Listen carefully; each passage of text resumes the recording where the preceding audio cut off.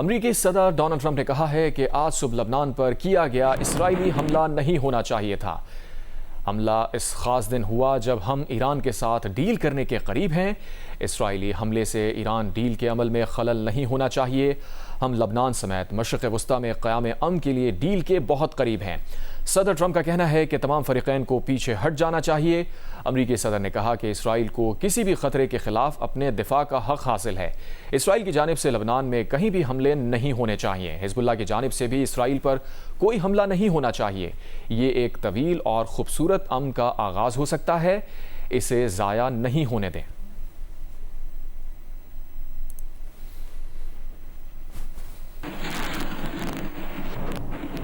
ईरानी parliament के speaker Baqir ग़ालिबाफ ने कहा है कि बैरूत हमले ने जाहिर कर दिया है कि अमरीका जिम्मेदारियां पूरी करने का इरादा नहीं रखता। एक बयान में बाक़िर ग़ालिबाफ का कहना है कि सह्यूनी हुकूमत को खुली छूट देकर अमरीका कोई रियायत हासिल नहीं कर सकता। अमरीका जिम्मेदारियां पूरी करने का इरादा नहीं रखता या अमल दरामद की सलाहियत नहीं। गुड कॉप बैड कॉप वाला खेल अब पुराना हो चुका है। दूसरी जानिब ईरानी वज़ीर ख़ारजा अब्बास अराग़ची का कहना है कि ईरान को नज़रअंदाज या ख़त्म करके इलाकाई सलामती तश्कील नहीं दी जा सकती। ख़ित्ते के ममालिक तस्लीम कर चुके हैं कि सलामती, इक़्तिसादी तरक्की, इलाकाई इस्तेहकाम बाहमी ताउन से मुमकिन है। अब्बास अराग़ची ने कहा कि अफ़हाम व तफ़हीम ख़ित्ते के तमाम ममालिक बशमूल ईरान के मुश्तरका मफाद में है। ख़ित्ते का नया सिक्योरिटी ढांचा तमाम ममालिक की शमूलियत और इज्तमाई ताउन का मुतकाज़ी है।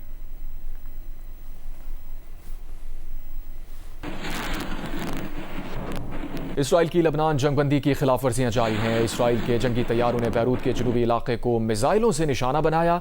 बैरूत की इमारत पर फ़ज़ाई हमले से 3 अफराद शहीद और 15 ज़ख्मी हो गए। इसराइली फ़ौज के गज़ा में भी जंगबंदी की खिलाफ वर्जियाँ जारी हैं। शुमाली गज़ा में इसराइली फ़ौज के हमले से शहीद फ़लस्तीनियों की तादाद 6 हो गई। इसराइली हमला जबालिया कैंप में अस्पताल के नज़दीक किया गया। ईरानी कमांडर का कहना है कि लबनानी दारुल हुकूमत बैरूत पर इसराइली फ़ौज के हमले का जवाब दिया जाएगा। बैरूत में इसराइली जराइम का बदला लिए बगैर नहीं रहेंगे।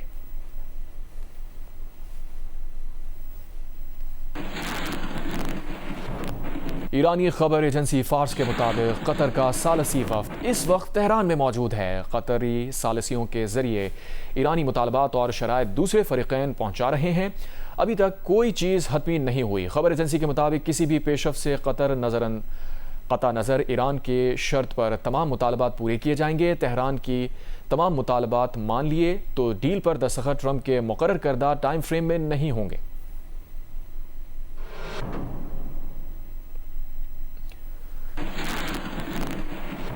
नायब वज़ीर आज़म व वज़ीर ख़ारजा इसाक़ डार का तुर्क वज़ीर ख़ारजा खाकान फ़िदान से टेलीफोन राब्ता हुआ है।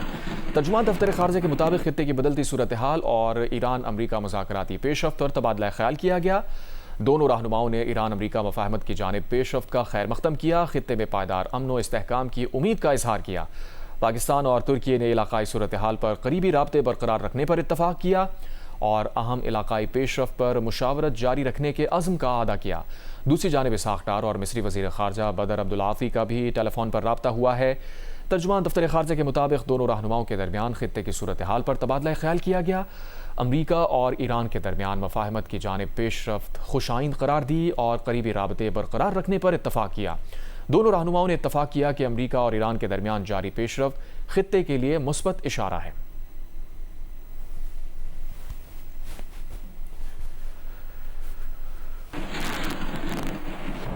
आगे बढ़ते हैं, आपको बताएं बजट 2026-27 में ज़राअत और किसानों के लिए अरबों रुपए के बड़े रिलीफ और तरक्याती पैकेजेस का ऐलान किया गया है। हुकूमत ने ज़राई पैदावार बढ़ाने, काश्तकारों को बिला सूद कर्जे देने और दरामदी ड्यूटी ख़त्म करने के लिए जामे हिकमत अमली तैयार की है। हुकूमत ने अगले बजट में ज़रखेज़ स्कीम के तहत 7,50,000 छोटे काश्तकारों को 300 अरब रुपए के बिला सूद कर्जे फराहम करने का ऐलान किया है।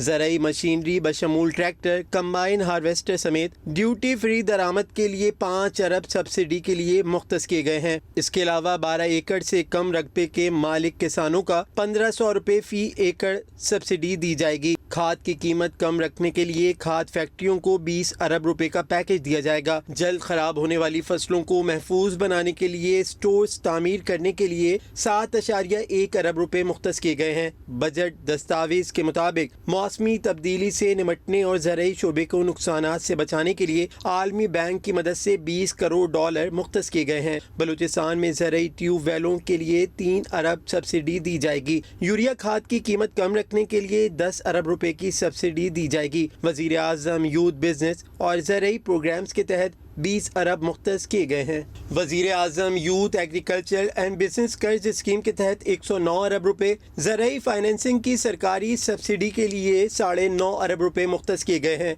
PSDP के तहत ज़राअत से मुताल्लिक़ तरक्याती मंसूबों के लिए 4.1 बिलियन रुपए रखे गए हैं।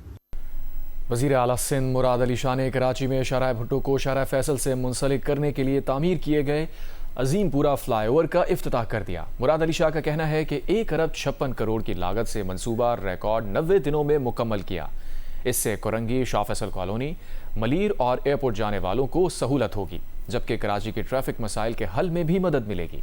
कामरान रजी की रिपोर्ट। कराची में तरक्याती मंसूबों पर काम तेजी से जारी है, जिसका सबूत कोरंगी कॉजवे फ्लाईओवर, भैंस कॉलोनी फ्लाईओवर, मीना बाजार अंडरपास और सिंध हुकूमत के फ्लैगशिप मंसूबे शाहराह भुट्टो की तामीर और अब अजीमपुरा फ्लाईओवर की रिकॉर्ड मुद्दत में तामीर और इफ्तिताह है। ये बात कही वजीर आला मुराद अली शाह ने, जो मलीर के इलाके में अजीमपुरा फ्लाईओवर के इफ्तिताह पर पहुंचे थे। कहा कि माजी में कराची उस जमात के हवाले हो गया था जो सिर्फ लड़ना जानते थे और आज आपस में लड़ रहे हैं। एक वो साहब भी आए जिन्होंने अरबों रुपए के मंसूबों का ऐलान किया, लेकिन 1 रुपया नहीं दिया। बड़ी अजीब अजीब बातें सुनने में आती हैं। शाहराह भुट्टो बना, पता नहीं 2 सोसाइटी। शाहराह भुट्टो शहीद मोहतरमा बेनज़ीर भुट्टो ने 1994 में कराची पैकेज दिया था, जिसमें मलीर एक्सप्रेस वे और लियारी एक्सप्रेस वे की बात की थी। उस वक्त 2 ये सोसाइटियाँ थी, कराची के लोगों के लिए, पाकिस्तान के लोगों के लिए। ये उन्होंने बताया था कि कराची शहर से कंजेशन कम हो, बाहर से लोग निकल जाए। अगर उसको पसंद नहीं है ये मंसूबा, तो भाई अपने घर में बैठे। सबसे पहले तो उनके जो अंदरूनी इख्तिलाफात है ना, उससे मेरी सेहत पे कोई असर नहीं पड़ रहा है। रातों की नींद खराब ना करें, उनको करने दे जो करना है। मैं बड़े साफ कहता हूँ, पता कर लेना क्या परफॉर्मेंस उनकी रही है। बल्दियाती इंतखाबात जब लड़ने जा रहे थे, मैं साथ था। लड़ने के लिए तैयार नहीं थे और लड़े नहीं, बाइकआउट कर गए। क्यों बाइकआउट कर गए?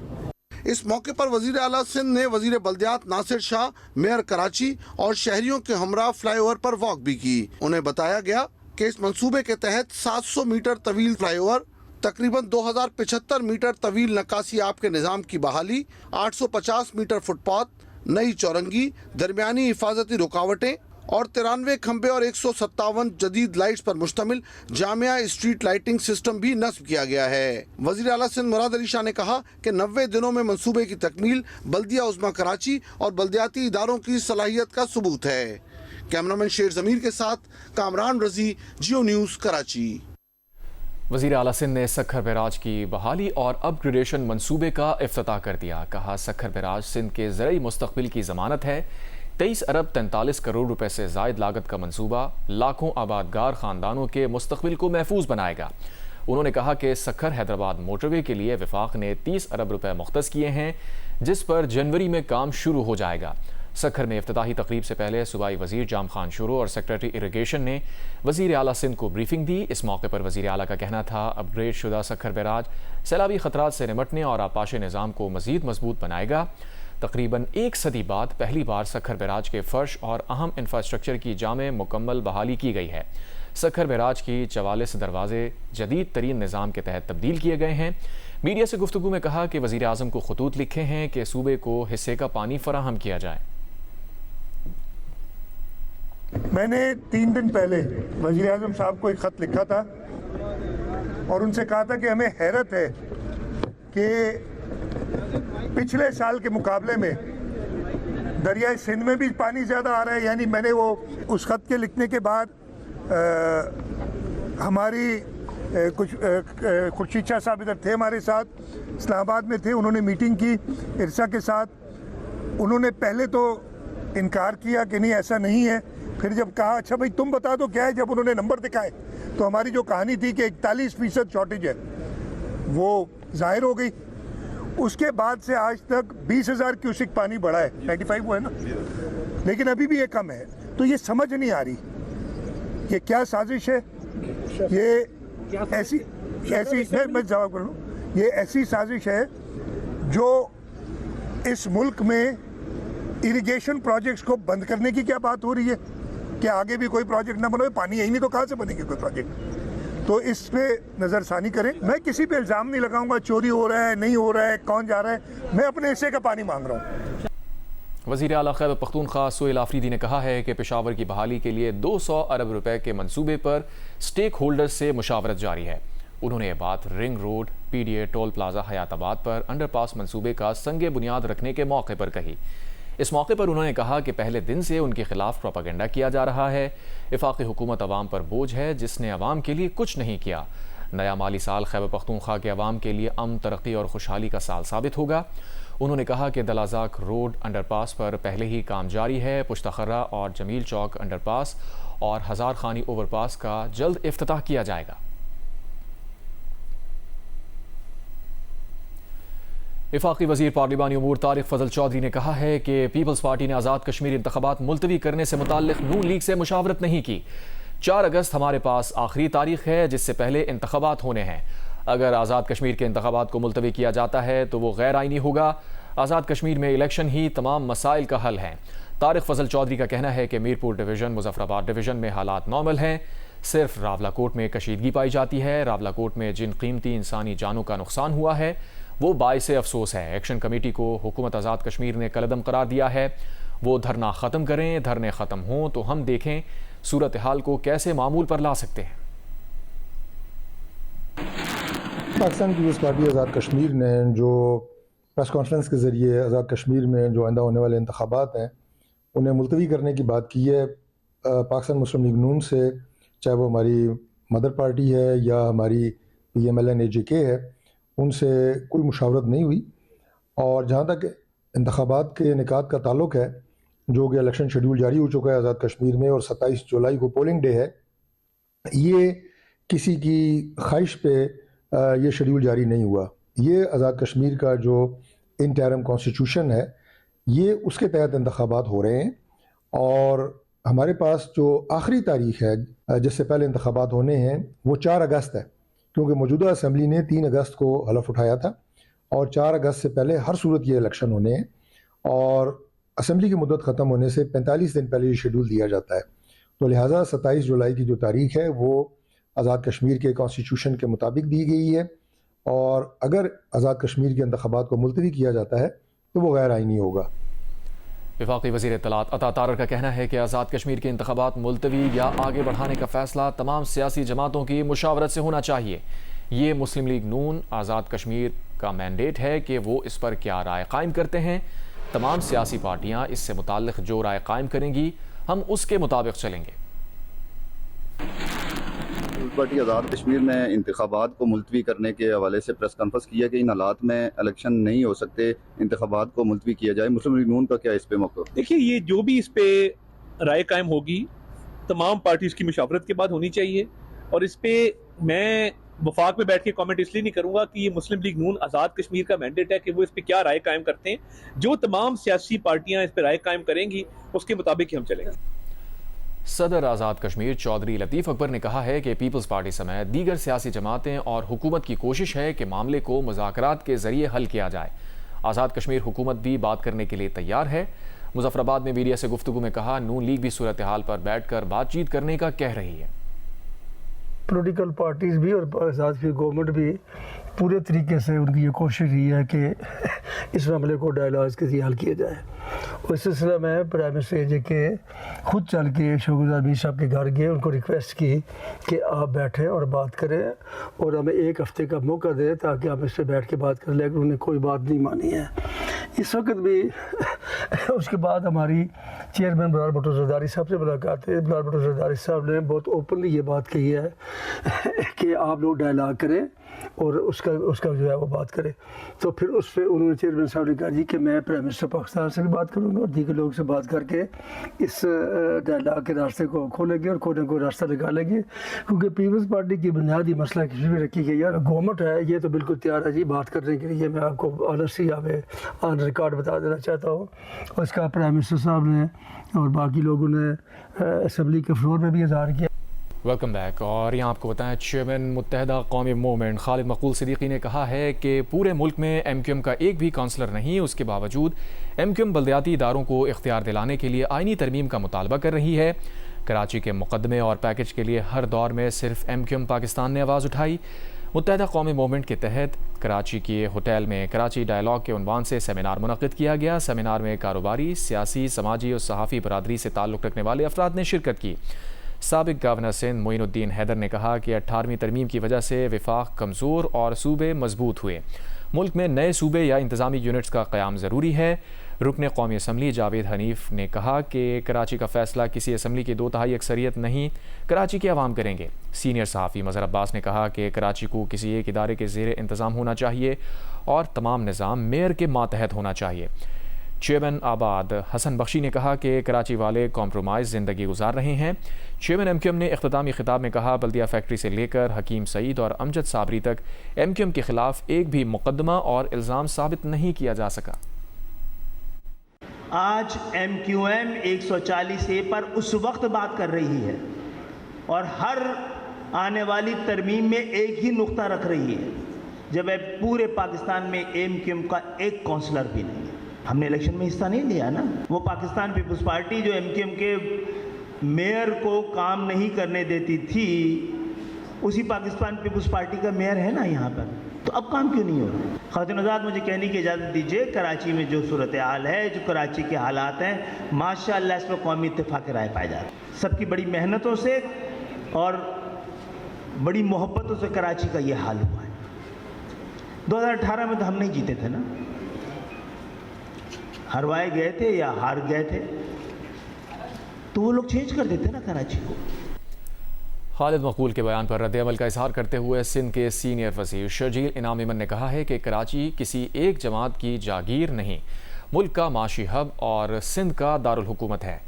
MQM से पहले वाले जो कराची था, वहाँ दहशत और खौफ नहीं बल्कि ज़िंदगी की खुशबू होती थी। अवाम तारीख़ से नावाकिफ़ नहीं, अवाम जानते हैं कि किसने शहर को अमन दिया और किसने शहर को बोरी बंद लाशें दी। आज कराची में जो तरक्की नज़र आ रही है वो पाकिस्तान पीपल्स पार्टी की कोशिशों का नतीजा है। कराची की तरक्की का क्रेडिट अपनी जमात को देने वालों को कराची के अवाम बखूबी जानते हैं।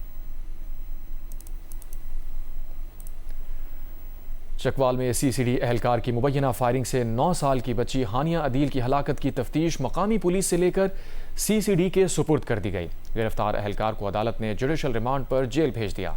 मोहम्मद अली आवान की रिपोर्ट। CCD एहलकार की मुबैना फायरिंग से 9 साल की हानिया अदील के जाम हक होने का अफसोसनाक वाकया। जराये के मुताबिक केस की हसासियत के पेश नजर तफ्तीश अब मकामी पुलिस से लेकर CCD के हवाले कर दी गई है। तहकीकात की सरबराही regional head CCD SSP Hasan Jahangir कर रहे हैं। जराये का कहना है मुकदमे का अंदराज दफा 302 के तहत किया गया था। जराये के मुताबिक वाक़े में मुलविस CCD एहलकार को दफा 302 के तहत चलान भी किया जा रहा है। अदालत ने मुलजिम को जुडिशल रिमांड पर जेल मुंतकिल करने के अहकामात जारी कर दिए हैं। मुलजिम से सरकारी असलहा रिकवर कर लिया गया है। मुतासरा खानदान के मुताबिक फायरिंग से शदीद जख्मी होने वाले बच्ची के वालिद अदील और भाई अफान ताहाल रावलपिंडी के बेनजीर भुट्टो अस्पताल में जेर इलाज हैं और दोनों की हालत खतरे से बाहर है। मोहम्मद अली अवान, जियो न्यूज़, चकवाल। चकवाल में मुबैना तौर पर CCD एहलकार की फायरिंग से जख्मी अदील अहमद और उनके बेटे अफान का रावलपिंडी के अस्पताल में इलाज जारी है। अस्पताल इंतजामिया का कहना है कि बाप बेटे के ऑपरेशन करके गोलियां निकाल ली गई हैं। अदील अहमद को 2 गोलियां लगी थीं। अस्पताल इंतजामिया के मुताबिक जख्मियों को इंतहाई निगहदाश्त के वार्ड में रखा गया है। दूसरी जानिब ज़राए के मुताबिक ऑस्ट्रेलियन हाई कमीशन मुतासरा खानदान के साथ मुसलसल राब्ते में है। 10 जून की रात पेश आए वाक़े में 9 साल की हानिया जाँ बहक हो गई थी, जबकि उनके भाई और वालिद जख्मी हुए।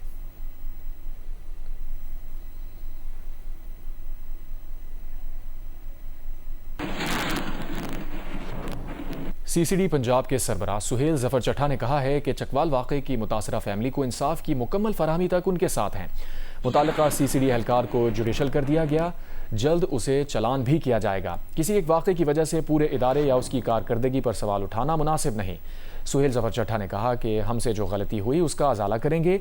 आइंदा ऐसे वाक़यात की मुकम्मल रोकथाम के लिए इक़दाम करेंगे। SOPs को मज़ीद सख्त किया जाएगा। सुहेल ज़फ़र चट्टा ने यह भी कहा कि मावराए अदालत कत्ल के इल्ज़ामात झूठे और बेबुनियाद हैं, किसी एक का भी सबूत नहीं। हमने अपने अफसर को अरेस्ट कर लिया। इन्वेस्टिगेशन मेरिट के ऊपर होगी। उसमें सेक्शन 302 का इजाद किया गया। उसके ऊपर पहले काफ़ी देर बहस हुई। बहस के बाद ये डिसीजन हुआ कि 302 की सेक्शन को हम उसमें इजाद करेंगे और आगे कोर्ट उस पर अपनी जजमेंट देगी कि कोर्ट उसमें क्या समझते हैं कि वो 302 बनता है या कौन सी सेक्शन ऑफ लॉ बनती है। गवर्नर पंजाब सरदार सलीम हैदर खान का कहना है कि पीपल्स पार्टी ही गरीब का दर्द महसूस करती है। पीपल्स पार्टी ने मुस्तहिक ख़वातीन और गरीब ख़ानदानों के लिए बेनज़ीर इनकम सपोर्ट प्रोग्राम शुरू किया। कमालिया में गुफ्तगू करते हुए सरदार सलीम हैदर खान ने कहा कि सिंध में महंगे से महंगा इलाज सिर्फ 10 रुपए की पर्ची पर होता है। उन्होंने कहा कि गिलगित के इलेक्शन में पीपल्स पार्टी ने वाज़ेह कामयाबी हासिल की।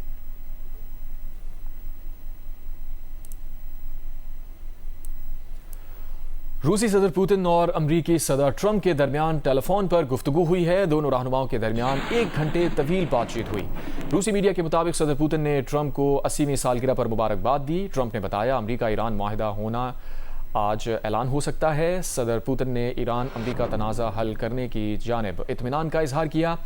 सदर ट्रंप ने यूक्रेन जंग खात्मे के लिए यूक्रेनी और यूरोपीय इत्तेहादियों पर जोर डालने का भी कहा।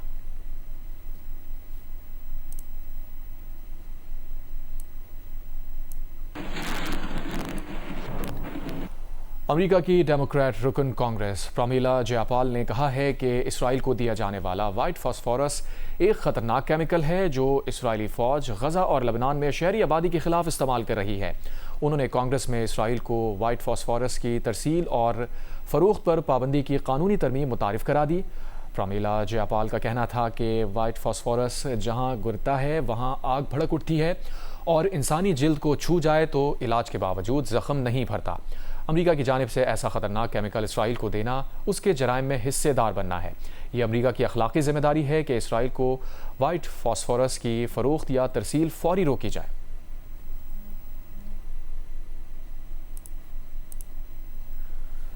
भारत में हिंदू इंतहा पसंदों के एक हुजूम ने मवेशी ले जाने वाले एक ट्रक पर हमला कर दिया, लेकिन ट्रक में सवार सिख ड्राइवर के पास तलवार मौजूद थी। वो तलवार लहराता हुआ ट्रक से बाहर निकल आया तो इंतहा पसंदों का हुजूम भाग खड़ा हुआ। सिख के मुकाबले में आने के किसी को ताब ना हुई। जियो स्पोर्ट्स में आपको बताएं, ICC women's T20 world cup में पाकिस्तान विमेंस टीम का मायूस कुन आगाज। भारत ने पहले मैच में पाकिस्तान को 64 रन से शिकस्त दे दी। 170 रन के जवाब में पाकिस्तान टीम 106 रन पर आउट हो गई। ICC विमेंस T20 के मैचेस जियो सुपर और डिजिटल ऐप माइको पर बराह रास्त नशर किए जा रहे हैं।